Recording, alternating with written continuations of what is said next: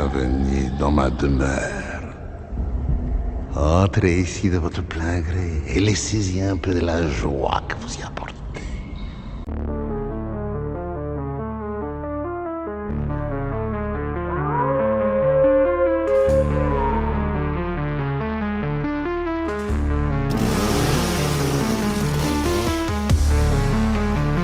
Un jour, ce sera la dernière fois que je ferai l'amour.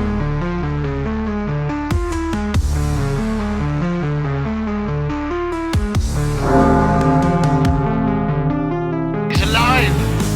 Alive!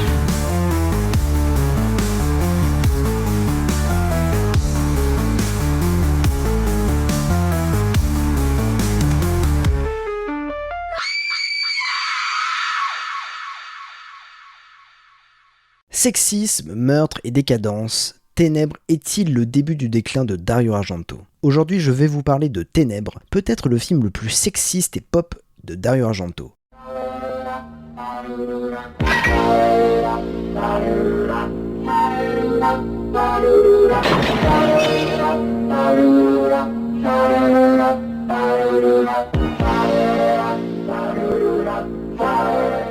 Encore une fois, il nous bluffe avec sa mise en scène presque parfaite, mais se plante complètement sur sa conclusion, jusqu'à laisser le spectateur sur le bord de la route avec ses questions. Nous sommes en 1982 et Dario Argento s'engouffre dans un cinéma plutôt pop avec une lumière différente et moins angoissante. Des jeunes femmes avec des chemisiers transparents mourant d'une façon plus brutale et moins chorégraphiée, et une histoire perdant de son rythme lors de la seconde partie du film, mais sauvée par la BO des Goblins. J'ai lu tous vos livres, monsieur Neal. Dans le dernier, il est question d'un meurtre commis avec un rasoir à main dont on se servait avant. Cette fille aussi a été tuée avec un rasoir et elle avait des pages de votre livre enfoncées dans la bouche. Dites-moi, inspecteur, quand la victime a été tuée avec un revolver Smith & Wesson, est-ce que vous soupçonnez le président de Smith & Wesson ? Le côté sexiste est plus visible dans ce film car les femmes ne servent à rien et ne sont là que pour divertir le spectateur masculin dans des scènes grotesques sans aucune utilité.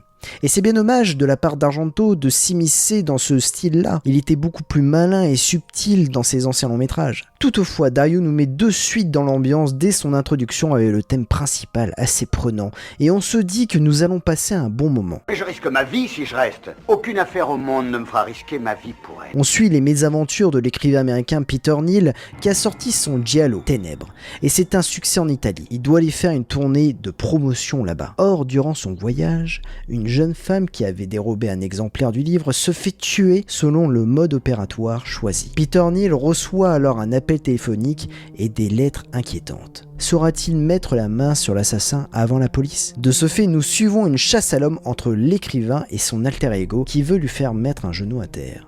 Ni anxieux ni effrayé, mais libre. Vous avez écrit ces mots à la page 46. Libre de frapper encore, Peter Neal. Ne raccrochez pas. Continuez à parler. Vous m'avez dit ce qu'il fallait faire.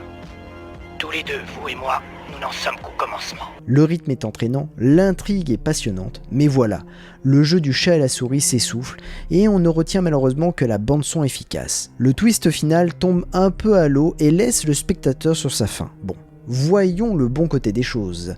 John Saxon joue dedans et quand le pote de Bruce Lee dans Opération Dragon est là, ça fait véritablement plaisir. Notons aussi la présence des comédiens et comédiennes Daria Nicolodi qui avait joué dans Inferno et Anthony Franciosa qui joue dans Le Justicier dans la ville 2 et qui apporte un vrai plus au long métrage. Sans eux, ce dernier aurait pu se transformer en petit naufrage cinématographique. Ténèbres est peut-être le premier signe du déclin de la carrière de Dario Argento, mais il reste tout de même percutant via quelques scènes chocs.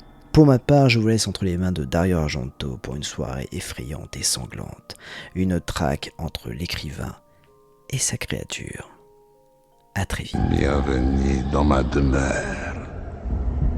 Entrez ici de votre plein gré et laissez-y un peu de la joie que vous y apportez.